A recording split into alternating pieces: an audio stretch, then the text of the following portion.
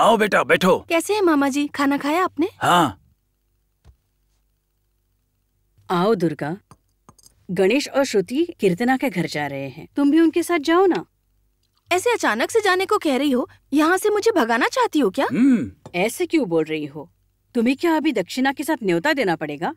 जाना है तो जाओ। कैसी हो दुर्गा? क्या हुआ माँ, श्रुति इतना टाइम लगा रही है? जाते जाते गंगा को भी साथ लेना है मुझे, टाइम पे पहुँचना चाहिए ना। कीर्तना पंक्चुअलिटी को बहुत अहमियत देती है। ए, बहुत हो गया वो और उसकी पंक्चुअलिटी।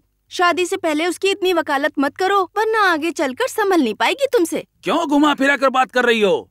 जैसे किशोर को तुमने फंसा कर रखा है वैसे ऐसे ही न बोल रही हो। लगता है भाई पे कुछ ज्यादा ही प्यार आ रहा है। सुनो मामा जी, आप जानते हो ना मुझसे ऐसी बातें मत करो। असली रूप नहीं देखा है आपने मेरा। वो तुम्हें बोलने की जरूरत नहीं है, वो तो हम सब जानते हैं। चुपचाप खाना क्यों नहीं खाते हैं? दुर्गा, तुम कब आई? मेरी ड्रेस कैसी लग रही है? अच्छी लग रही है। बेटा गणेश, कीर्तना का कोई छोटा बड़ा भाई है क्या? क्यों मामा जी? नहीं, अभी तक वो 3 ड्रेस बदल चुकी है।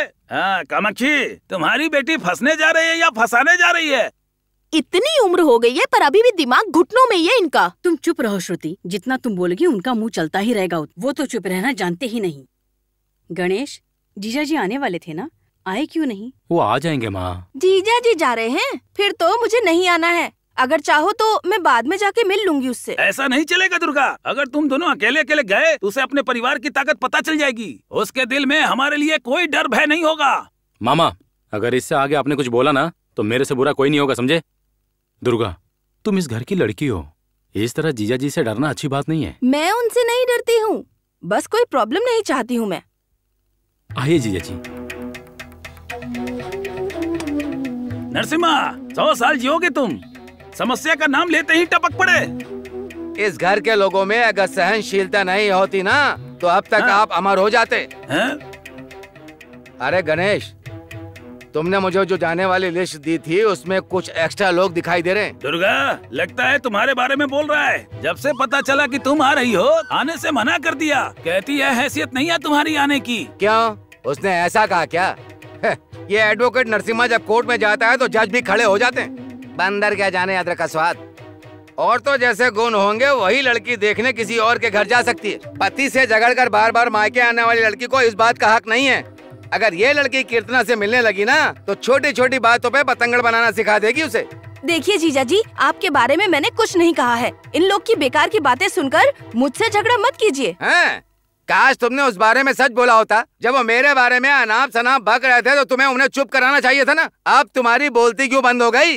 बिना आग के धुआं नहीं उठता है। हाँ देखो माँ, कीचड़ में पत्थर फेंकने का कोई शौक नहीं है मुझे। किसको कीचड़ बोला तुमने, साली कहीं की? माँ देखा ना, इसीलिए मैं नहीं जाना चाहती। दुर्गा, तुम मत जाओ, दामाद जी आप जाकर आइए। देखती छोटी बच्ची जैसी, लेकिन जबान तो देखो। अगले जन्म में कम से कम किशोर को अच्छी लड़की मिले, इसके लिए प्रार्थना करूंगा। चलो गणेश। उसी तरह मैं अपनी दीदी के लिए भी अच्छा वर मांगूंगी। दुर्गा, तुम क्यों उनसे जबान लड़ाती हो? वो तो घर के बड़े दामाद है ना। तो क्या, वो बकवास करेंगे और मैं सुन लूंगी? शाबाश दुर्गा, हर लड़की को तुम्हारे जैसे हिम्मत वाली होनी चाहिए, तुम्हारे जैसी। आप चुप रहो, सारी परेशानी की जड़ आपकी ये लंबी जुबान है। मैं जा रही हूँ माँ। दुर्गा, अभी तो तुम आई हो, इतनी जल्दी क्या है? थोड़ी देर के बाद जाओ। अरे कुछ काम है मुझे, बाद में आती हूँ। कामाक्षी, वो टकला जा रहा है, उसके साथ पता नहीं क्या कांड करके आएगा वो।